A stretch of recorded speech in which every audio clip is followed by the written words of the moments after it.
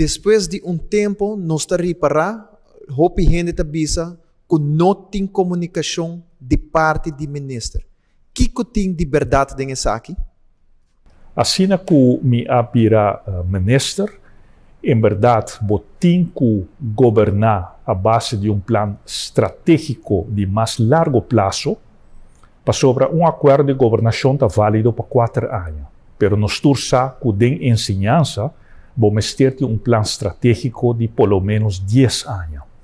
Então, esse é o momento que nós vamos formular o plano e atrobe, não vamos formular a mesma ideia, não? Nós vamos invitar todos os stakeholders de ensinança para formular o que virá depois o Plano Educação Nacional 2030. Minha sugestão é o nome é PEN 2030, pero o conteúdo abine for de veld. E, entre outros, vou provar que o CIMAR, diretiva da escola, maneira escola, não tudo participar do diálogo para chegar na Plano Educação Nacional 2030, que, por certo, abordo realizar na Atuação Center.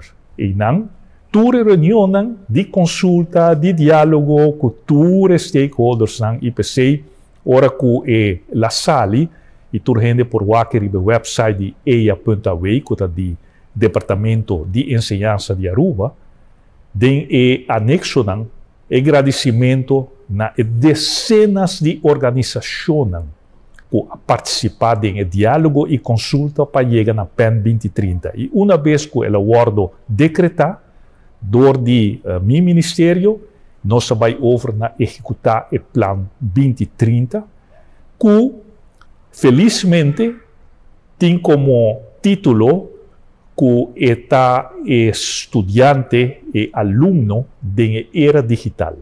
E nós não, por a primeira, porque o Covid está dando ao mundo inteiro, que esse vai virar o tema, que me tem sentido é nós adelantar o sucesso que a Bini depois, e nós chamamos 2030 para sobre os Sustainable Development Goals que Nações Unidas proclamar para a interhumanidade, nós avisamos link e Plano Educação Nacional com o que a humanidade quer lograr de meta de desenvolvimento sustentável.